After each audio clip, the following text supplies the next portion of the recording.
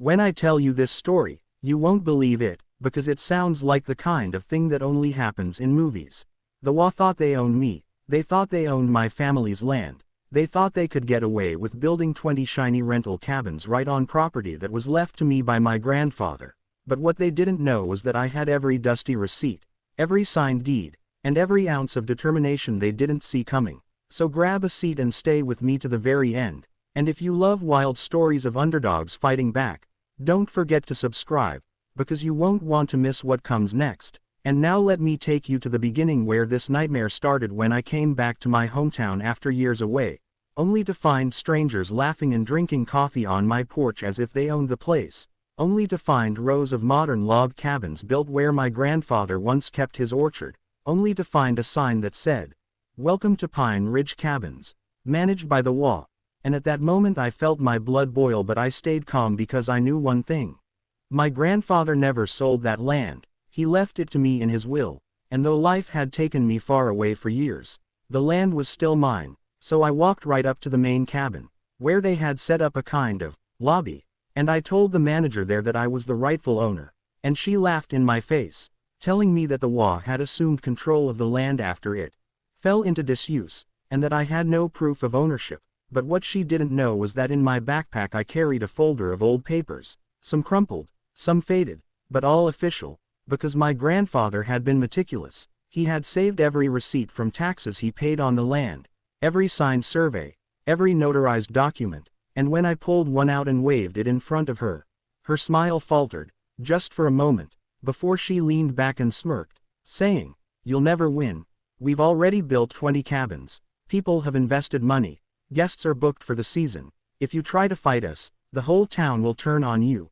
And for a moment I did feel the weight of that threat, but then I thought of my grandfather, the man who had worked this soil with his hands, who had told me as a child that the land was our blood, our roots, our legacy, and I swore then that I would not let them steal it, not without a fight. So I left that office, got in my truck, and drove straight to the county courthouse, where the clerk at first shook her head, saying the records showed the HOA as the current manager, but when I insisted she dig deeper, she found my grandfather's name, and then mine, on the last registered deed, unbroken, unchallenged, still legal, and suddenly her tone changed. She whispered that I should be careful, that the HOA had powerful connections in the town, that others had tried to fight them and lost, but I just smiled and told her I wasn't others. I was armed with receipts, and receipts don't lie, so I filed a legal complaint right there, knowing it was just the start of the war. And sure enough, the HOA came at me with everything they had. Their lawyers sent me intimidating letters, accusing me of abandonment, trespass, even fraud, but I answered each one with cold, hard documents, tax receipts proving the land had never gone unpaid, photographs proving I had maintained visits, testimonies from neighbors who remembered me as a child working that land, and the more they pushed, the more I pushed back. And here's where it got interesting. The cabins weren't even up to code. They had cut corners, ignored safety regulations, and bribed inspectors. And when I dug into their records, with the help of a friend who worked in the city planning office, I found emails, contracts, and even bank transfers that showed the HOA board members had pocketed money from developers, using my land as their personal gold mine. And when I presented this to the county judge, the courtroom fell silent, the HOA lawyer stuttered, and the judge leaned forward and said, "Mr.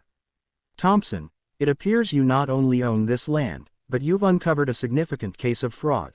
And right then I knew the tide had turned, because suddenly it wasn't me on trial, it was them. And over the next weeks, as hearings dragged on, more and more evidence spilled out, revealing how deep the corruption went, how the HOA president had used funds to pay for vacations, how permits had been falsified, how residents had been lied to about community projects, while in reality they were financing cabins that didn't belong to the HOA at all, but to me. And let me tell you, when the ruling finally came down, I almost cried, because the judge declared that the land was mine, that the cabins were illegally constructed, that the HOA had to not only vacate the property but pay me damages, and though they tried to appeal, the higher court upheld it. And just like that, I went from the underdog to the victor, from being laughed at in their lobby to standing on my grandfather's porch again, looking out over the cabins that would soon either be torn down or signed over to me. And you know what I did?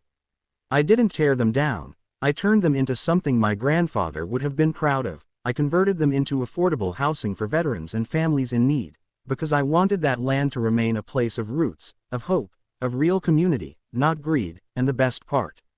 The same neighbors who once doubted me came up to me one by one, shaking my hand, thanking me for fighting, telling me my grandfather would be proud. And though the HOA board members tried to slink away in shame, their names forever tied to scandal, I stood tall, because I had not just one land, I had one justice. I had proven that no matter how powerful someone thinks they are, no matter how many cabins they build or how many lies they spin, they can't erase the truth, they can't erase receipts. And to this day, whenever I sit on that porch with the sun setting over the trees, I remember the smirk of that manager telling me I'd never win, and I smile, because she was wrong, dead wrong. And I tell anyone who asks about the cabins the same thing.